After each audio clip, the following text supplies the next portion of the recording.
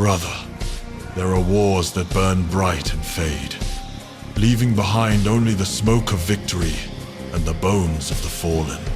And there are wars that do not end, that cling to the soul like ash, that whisper through the centuries, that live on in every hammer strike and oath sworn beside the flame. The War of Ash and Iron was such a war. It began not with the roar of invasion, or the blare of heretic horns, but with silence.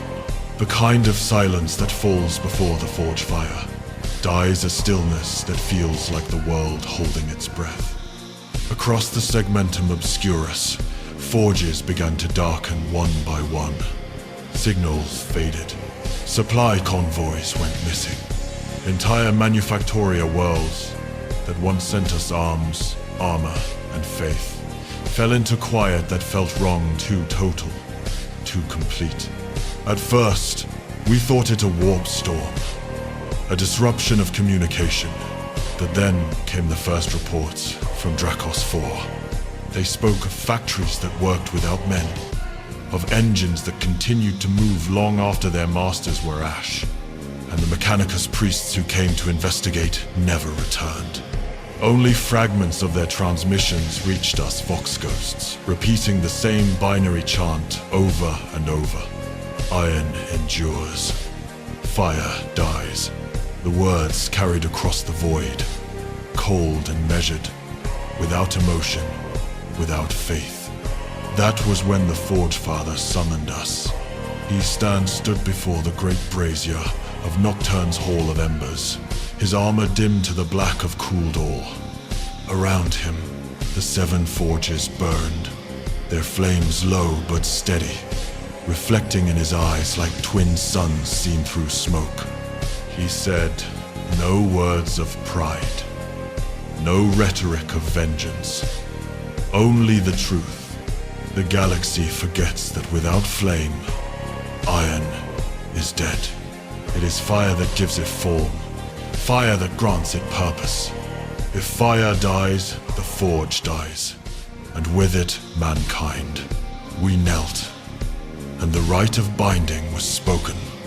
Each of us marked our armor with molten brass, the seal of Prometheus upon our hearts.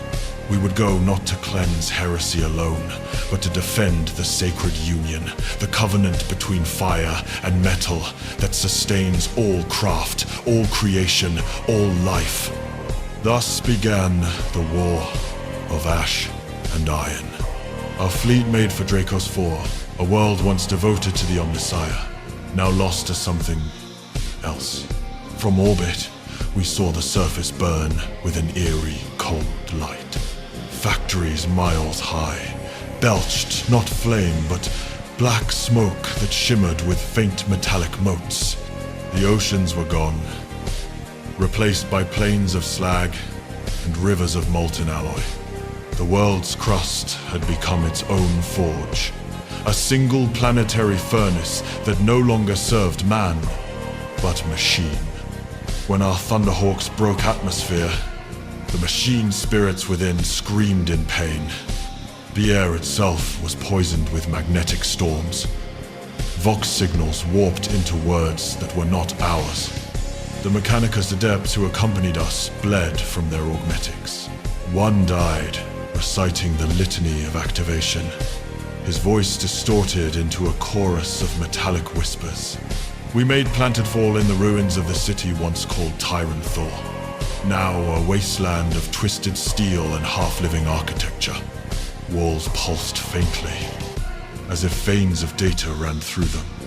Every step we took echoed with the sigh of metal under strain. Even our armor felt heavier, as though the gravity itself resisted us. And then, we saw them. The Iron Covenant. They were not men. Not anymore. Once, perhaps, they had been tech priests, magi, or fabricators general.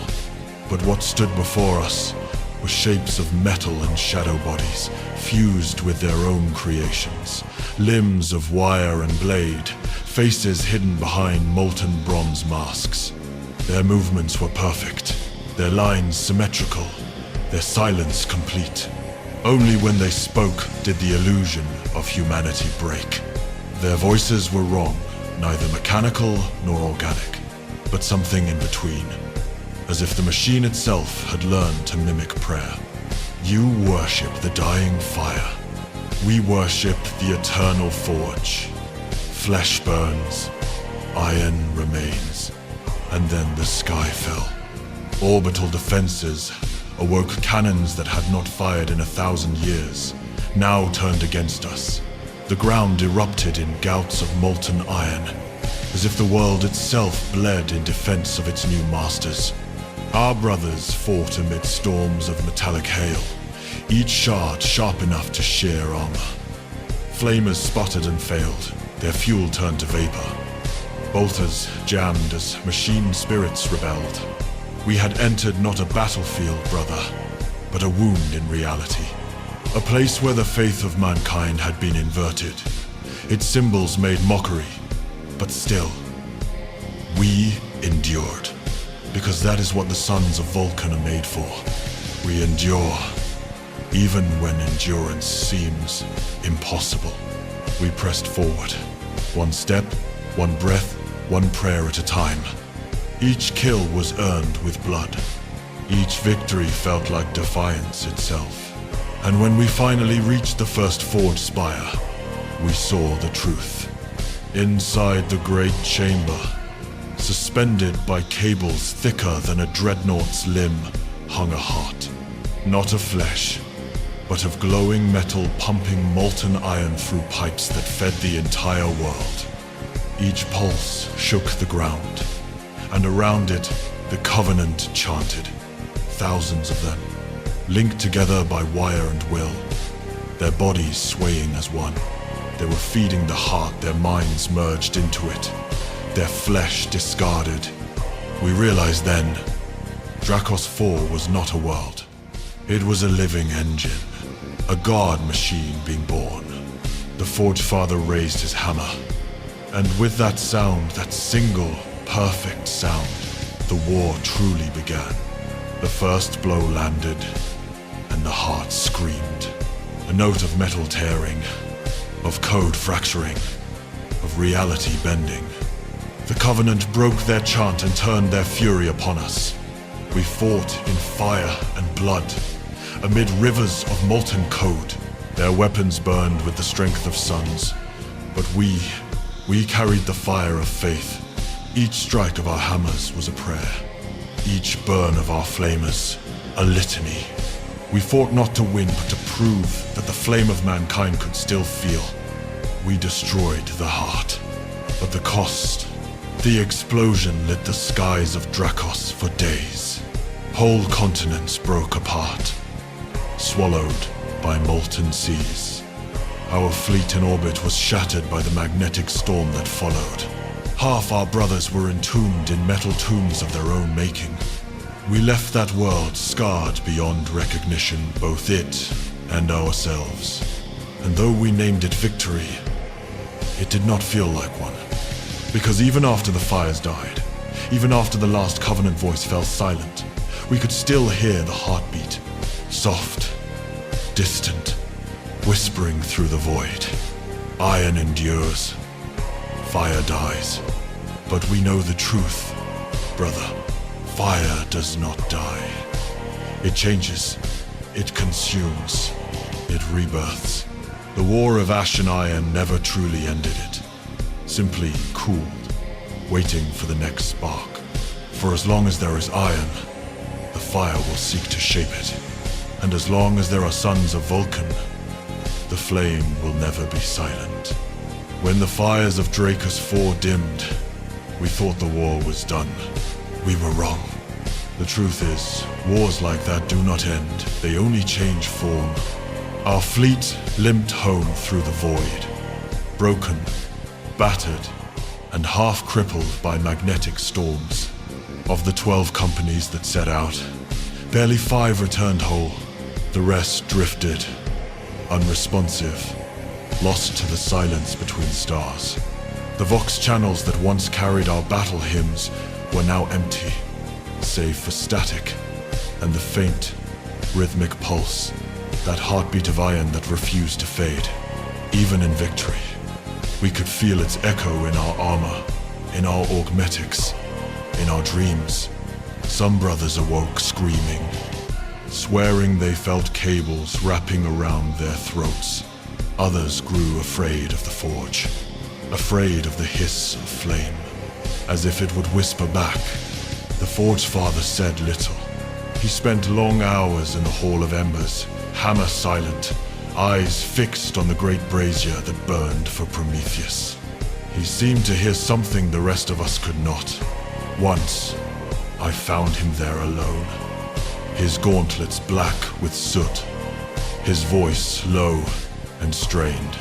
He said only this: they tried to make a god from iron, but gods require belief, and belief is a flame. Without fire, even gods are hollow. After Dracos, we began to notice the change across the segmentum. Forges that once sent us weapons and munitions grew silent, or worse, defiant. Whole worlds turned inward, their manufactoria sealed, their priests speaking in the cold binary tongue of the Covenant. The Mechanicus called it tech heresy. We called it something older. We called it the cooling.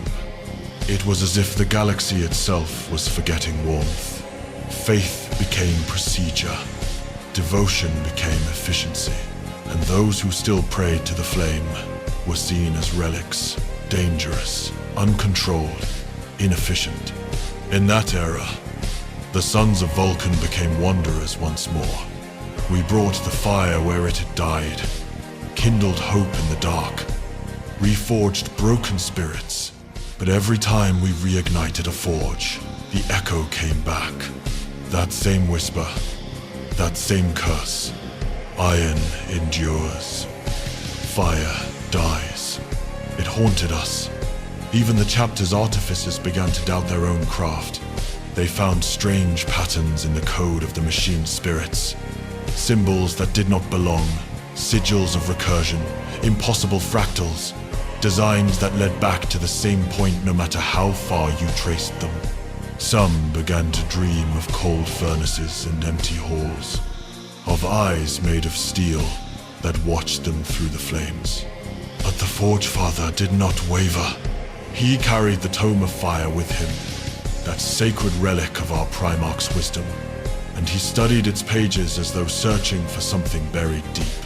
Days turned to weeks, weeks to years, and then one day, he called us again to the Pyre Temple.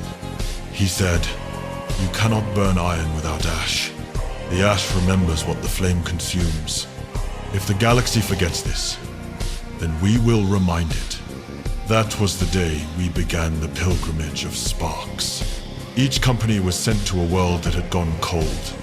A forge, a manufactorum, a shrine anywhere the flame had been replaced by the sterile hum of machines. We came not as conquerors, but as witnesses. We taught the meaning of fire again. We reignited ancient furnaces and sang the hymn of the anvil in the old tongue. And though some called us zealots, others the forgotten, the weak, the human, began to see warmth again. That, brother, was when I began to understand what the Forge Father meant. The war of ash and iron was not a war for territory. It was not even a war for survival. It was a war for the soul of creation itself. The Covenant sought to perfect the machine, to purge it of all error, all imperfection, all heat. But perfection is a lie. Only in the imperfection of the forge in the crack, in the flaw, in the moment where heat meets resistance, does true strength arise. That is what they could never grasp, and that is why they lost. But they left their stain upon us. Even now, centuries later, our armor carries their touch. There are weapons that will not speak. No matter how many rites are recited, there are engines that grow silent when the forge is cool. And in the deepest vaults of the Pyre Temple, there lies a relic that none dare approach, a shard of the Iron Heart, still pulsing faintly, sealed within stasis, humming in defiance of time. Some whisper that it still dreams, that it waits for the day when the stars will cool, and the last flame of mankind will gutter out. That then, and only then, it will awaken. But the Forge Father taught us the counter. He said, so long as a single spark survives, iron will never rule alone. And so we guard the flame. We pass it on, from brother to brother, from forge to forge, from world to world. That is the true legacy of the War of Ash and Iron. Not victory, not defeat endurance.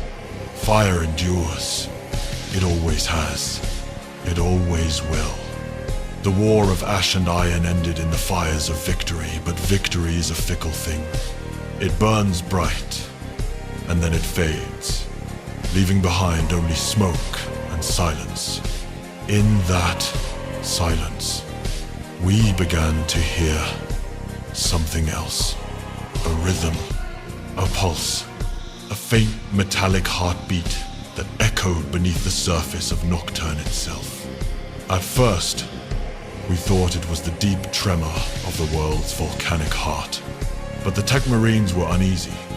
Their Auspex readings showed patterns that no natural quake could make deliberate, resonant, alive. A heartbeat forged from machinery older than the Imperium. The Forge Father ordered silence. The Pyre Temples were sealed, and in the shadow of Mount Deathfire, he led a company of his most trusted into the deep places of the world, into the roots of the mountain where even the heat of magma bends away. I was among them. We descended for 7 days, brother. 7 days without light, guided only by the dim pulse of our armor lamps and the soft, endless thrum of the earth. There were moments when the metal of our armor began to hum, as though the mountain itself were singing through us. And the deeper we went, the more the hum grew, until finally, we reached it. It was not a forge. It was not a chamber built by mortal hands. It was a wound, a hollow, vast as a cathedral, its walls lined with blackened iron veins that pulsed with dim sullen light. And at its center lay a sphere of molten metal, beating like a heart. Every pulse sent ripples of heat through the air, distorting the world around it. And with every beat, we heard a whisper, a wordless murmur, neither machine nor spirit, that chilled the blood even as it burned the air. The Forge Father stepped forward alone. He carried the Tome of Fire in one hand, his hammer in the other. He recited the Canticle of Binding, the Litany of Ignition, the words of Vulcan himself. And still the heart pulsed. Still it whispered. Then he struck it. Once. The forge quake that followed shattered the cavern. The light went out. When we awoke, hours or perhaps days later, the Forge Father was gone. All that remained was his hammer, buried in the cooling slag where the molten heart had been. The pulse was gone. The mountain was silent again. We returned to the surface, broken and burned. Our armor fused with ash, our faith tested beyond words. We sealed the passage and marked it forbidden in the chapter records. And from that day forward, no one spoke of what we found beneath Mount Deathfire. But sometimes, brother, when the forges fall quiet, when the flames dim and the world holds its breath, I can still feel that rhythm, that heartbeat, that whisper of iron beneath the ash. Years later, a new Forge Father was chosen, one whose name history now veils in reverence and sorrow. He reopened the sealed archives. He studied the accounts of that descent, our words, our fears, the strange sigils we carved into our armor without realizing it. And he said something that still haunts me. Perhaps the curse of the Forge Father is not to bear the flame, but to keep the mountain sleeping. That, brother, is the truest weight of the war of Ash and Iron. Not just the battle fought in the stars, but the one we still fight beneath our own feet. For Nocturne is not only our home, it is our burden. And the fire that birthed us may one day rise again to unmake us. There are those among the librarians who whisper that the Iron Heart was not destroyed, merely transferred. That the molten core beneath Deathfire's roots is the same pulse we felt upon Dracos 4. That, when the enemy's god machine fell, it reached across the void and seeded itself here, beneath the world Vulcan loved most. And that is why the Forge Fathers never rest. Why they walk the line between faith and madness. Why every hammer they raise is both a prayer and a warning. Because they know what sleeps below. They know the truth of the Forge Fathers' curse. That the war between fire and iron is not over. It never was. It only waits. But you see, brother, the galaxy is vast, and memory fades. The younger chapters know little of these things. They recite the prayers, they wield the relics, but they do not listen to the fire. They do not hear the whisper in the anvil's strike, that faint note of sorrow that says, remember what you buried. We few who survived remember all too well. Every scar we bear glows faintly when the mountain stirs. Every wound hums when the forges roar. And in our dreams, we see that sphere again, glowing, pulsing, calling to us. It is not gone. It is only waiting for us to forget. That, brother, is why we must not forget. The war of Ash and Iron was not the end. It was the beginning of something greater or darker. The first beat of a heart that refuses to die. The Iron Rebirth. That is what the librarians came to call it. A phrase torn from the margins of the tome, burned half away. Written in ink mixed with volcanic glass. None can say if Vulcan himself placed those words there, or if they were added by another hand in the years when our father walked unseen among the stars. It said only this: from the war of Ash and Iron shall rise the anvil reborn. When the flame grows cold, the mountain will remember. For many, it was a riddle. For us who bled upon Moribah and Dracos and Nocturne's blackened soil, it was a warning. The fire never forgets. It is patient, enduring. Even when smothered, it waits for the smallest breath of air to awaken it again. And when it awakens, brother, it does not come as light. It comes as judgment. After the siege of Moribah, the forges of Hesiod burned without pause for 9 full cycles. We reforged the weapons lost, rebuilt the pyre engines, anointed each blade in oils of promethium and sorrow. Yet through it all, the Forge Father remained silent. He no longer sang the canticles as he worked. His hammer fell slower each day, as though every strike drove a nail into his own heart. The Tech Marines said his armor began to change, plates darkening, sigils glowing faintly, as though the metal itself remembered something that flesh could not. I went to him once, asked if the mountain still called to him. He said nothing for a long time. Then he placed his hand on the anvil and whispered, "It dreams." That was when I knew. The Iron Rebirth was not prophecy of salvation. It was a cycle, one that demanded blood and fire to sustain itself. We were the keepers of a sleeping forge god, and the cost of keeping it asleep was our faith, our flesh, and perhaps, one day, our world. When the tremors began again, they were faint, small shudders that shook the deep forges, nothing more. But those of us who had felt that rhythm before knew it instantly. The heartbeat was returning. The mountain was remembering. The Forge Father gathered the Fire Drakes and the Masters of the Flame. No banners, no proclamations. only a quiet march into the depths. The chapter thought it a pilgrimage of renewal. It was not. It was a burial. We sealed the tunnels behind us as we descended. The heat grew unbearable, even for us. Ceramite began to soften. Our breath came ragged through rebreathers. And then, in the chamber where once the heart of iron had pulsed, we found it again cold. Now, inert, but intact. The sphere, its surface etched with new runes none had placed there. They shimmered faintly in the forge light, alive with the same faint rhythm we had prayed to silence. The Forge Father turned to us and said, "We are not the masters of this fire. We are its memory. It is older than Vulcan, older than the stars that birthed our home. It is the first spark and the last." He laid his hammer upon the sphere and began to recite the rites of containment. One by one, we added our voices.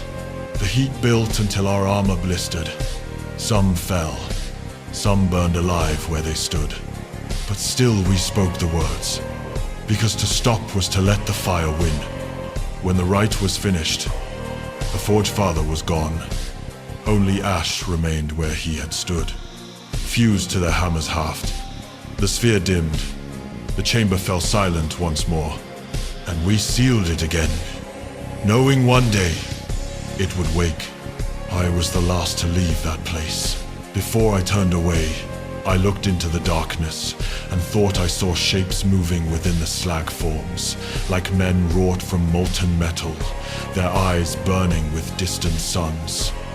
I cannot say if they were spirits or tricks of heat, but they watched me, and I knew they remembered my name. That was centuries ago.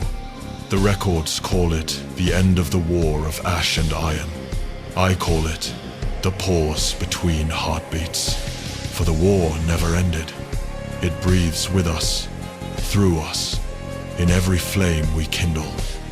It is the promise that all creation is a forge, and all who live must one day be tested by its fire. When I look upon the new initiates of the chapter, standing before the flames for the first time, I see the same question in their eyes. What does the fire take?